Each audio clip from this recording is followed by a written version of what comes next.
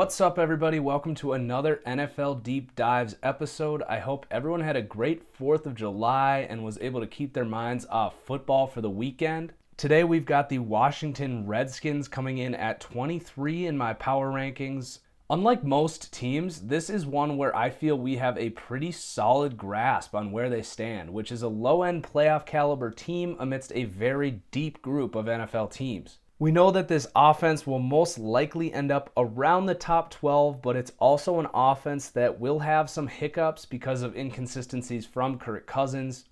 Defensively, it's not a unit that anyone is particularly scared of, despite the additions of Bama rookie Jonathan Allen and 2016 breakout inside linebacker Zach Brown. The biggest problem with the Redskins is that in a very simplistic view, to make the playoffs in this league, that means you must have higher quarterback play in about 10 or 11 games. Note that this doesn't always mean having the better quarterback himself, but having the surrounding help to simply get better quarterback play. So if we call Kirk Cousins the 16th best quarterback, the Redskins should get better quarterback play in about 8 games. But factor in 2 anomaly games because of Cousins' inconsistencies. These would be the Carolina and Giants games from last season as an example. And that puts them at 6 wins. This means that in 4 games throughout the year, this defense will have to be good enough to force opponents' quarterbacks to play at a below average level, which I don't see happening. Again, this is a super simplistic way to look at this, and there are obviously any number of factors that could be used as arguments against this, but at the core of it, if you play next season 100 times, I promise you this argument will hold up as an indicator for any NFL team. So Vegas has this team's over-under at 7.5. When I charted them out, they ended up at 6 and 10. So I say under, and I don't really have a problem making that bet, although there are other over-unders that I like much more, like Detroit under 8, as I had in my Detroit deep dive video. And at 50-1, basically the only way this team could make a run at a championship would require a young defensive player like Jonathan Allen being a massive impact, in addition to Kirk Cousins taking a step forward into becoming a weekly top 10 quarterback.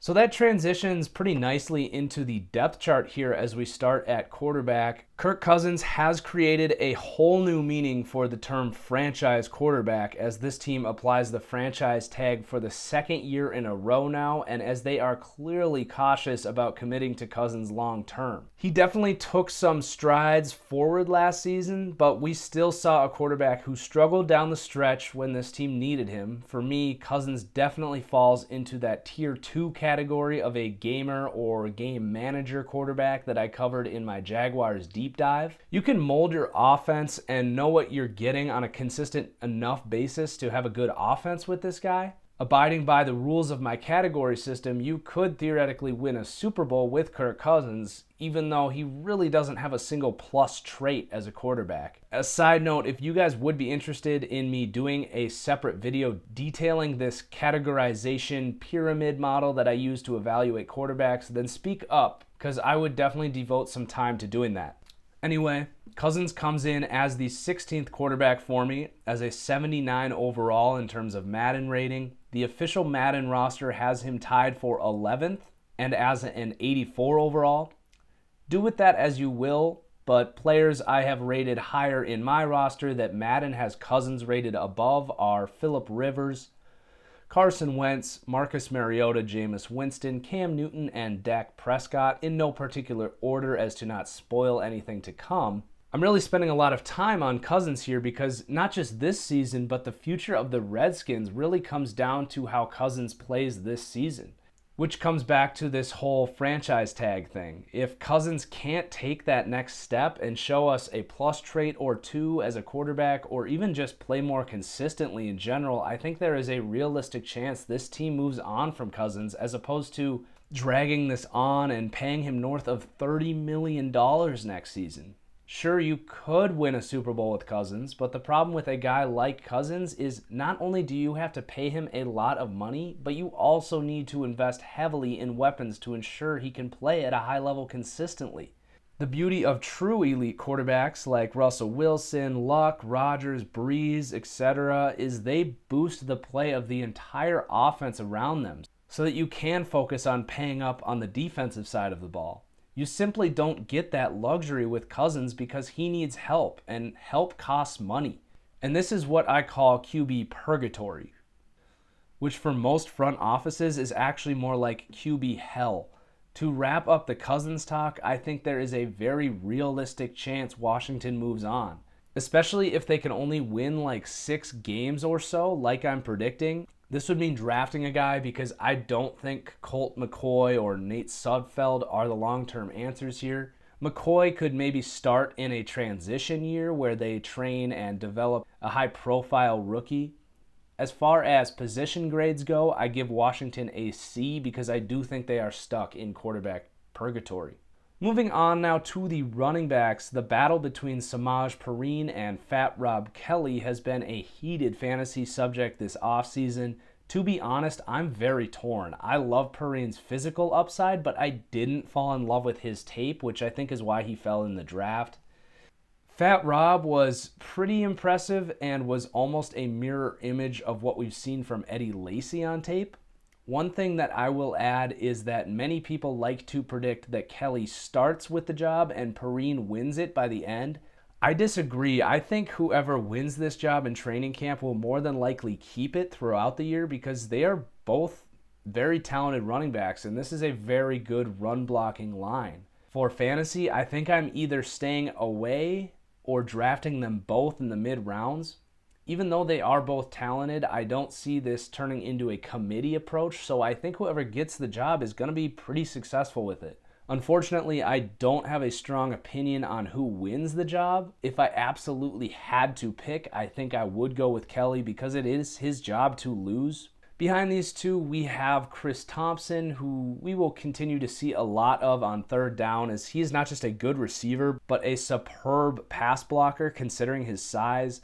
Matt Jones, I would expect to get cut with Mac Brown there, and speedster Keith Marshall coming back from, I believe, an ACL. I give this group a B- as they don't have any stars, and I'm not sure their starting running back 3 years from now is actually on this year's roster, but the group is definitely serviceable given the surroundings here. Wide receiver gets very interesting now. Pierre Garçon and Deshaun Jackson leave, though they get replaced by Terrell Pryor and essentially Josh Doxson. Though this is a initial downgrade, they are upgrades in terms of talent and upside. Pryor should be the number one target here. I really like Pryor, but he is still clearly learning the position. He was force-fed in Cleveland and succeeded off of his size and speed, but he will need to continue to develop more ability as a route runner before I call him a true number one, especially in this offense where he will need to create space and be exactly where Cousins expects him to be on every play. At 28 years old, will he take that next step, or will he rest on the $8 million he earned and continue to rely on his gifted talent? As for Doxson, I didn't love him coming out, but he will be in a great spot to succeed as really the fourth target in this offense with Pryor and Reed attracting the toughest coverage. He should be able to capitalize on that jump ball ability, which is his best trait. Crowder in the slot will continue to see a ton of targets as the hot read over the middle. Beyond these three, we should see Brian Quick as the fourth receiver here. Can he have a resurgence getting away from the Rams? We'll see. Ryan Grant still there, a sneaky slot guy who I like. Grant is a guy I've had my eyes on a few seasons now who has yet to really get that opportunity. Robert Davis, a speedier sixth rounder out of Georgia State, and Matt Hazel round out this depth chart with some undrafted guys competing in there. I give this group a B with a little nudge from Jordan Reed. Tight end is an extremely good group here. Obviously, Reed there, but Vernon Davis as a backup is tremendous. And then this team has sort of been stashing Niles Paul, who is a bit of a quiet commodity. He was actually ahead of Reed on this team's depth chart, getting all sorts of praise 2 years ago before Reed broke out when Paul actually suffered an ACL injury. Paul clearly hasn't done much since, but was essentially the same player that Quincy Enunwa was at Nebraska. He could be a player to monitor here. And Jeremy Sprinkle, future member of Key and Peele's East-West game, surely gets drafted in the 5th round this year, along with Derek Carrier, rounding out the depth chart here. This tight ends group get an A from me. As for this offensive line, this is probably the strength of the entire team. Trent Williams continues to be underappreciated. He is right there with Tyron Smith in terms of best offensive lineman in football. I got a pretty good laugh when he came in as, I believe, the 47th best player on the NFL Network Top 100 list. He is easily top 20 in my mind.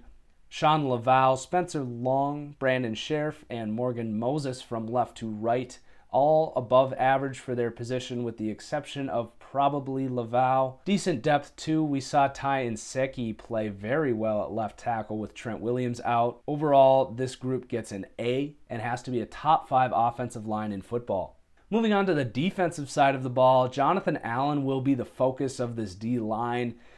They do lose Chris Baker, which is a huge loss. Can Jonathan Allen fill that hole as a rookie? I like Allen, but Baker was just awesome last season. Allen also falls in the draft because of some questions surrounding his upside. Might Chris Baker be Jonathan Allen's ceiling? If so, there's nothing crazy there to think about. Stacey McGee and Terrell McLean come in as Band-Aid starters here with Ziggy Hood, Phil Taylor, Matt Ioannidis, and everyone you see here likely to split reps. Overall, not a good group at all. I give this unit a C-. Linebacker is a little bit better. However, I don't love this team's pass rush. Outside will be Kerrigan, and then the combination of Preston Smith, Trent Murphy, and Ryan Anderson rotating to try and generate whatever pressure they can. None of these players are true number 1 edge rushers, however.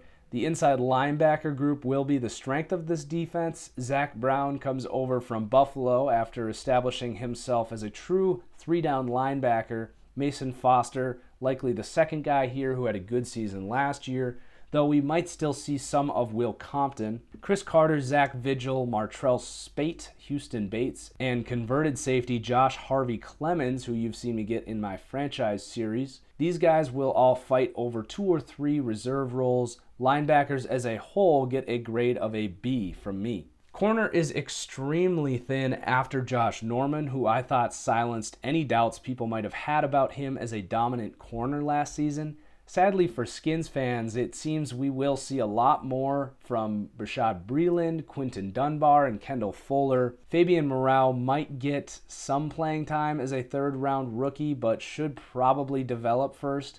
Deshaun Phillips and rookie Josh Holsley should compete for that 6th spot there. I give this group a C-. At safety, we will have 2 new starters with DJ Swearinger and Sua Cravens making the position change from linebacker. I've never been a huge fan of Swearinger. He has his perks as a hard hitter and did play well last season, but I don't think he serves too much utility patrolling the secondary. I especially don't think he pairs well with Sua Cravens, who is also more of a box safety. D'Angelo Hall will likely see some time as a high cover safety, assuming he makes this team. The same could be said for Will Blackman, though I don't think they both make it. I like Monte Nicholson, a 4th rounder out of Michigan State. Go Sparty. But again, more of a thumper. Overall, they have fast guys who can hit but can't cover, or slow guys who can cover but not hit. Not a great combination for an NFL safety group. I give them a C at the position. So that's going to do it. Let me know in the comments below if you think I got this team right, and who do you think should be next on this list? Let me know below. I check all the comments. Check me out on Twitter at TFG_football, and keep an eye out for one last Madden Ultimate Team giveaway there. So peace out, everyone. We'll see you next time.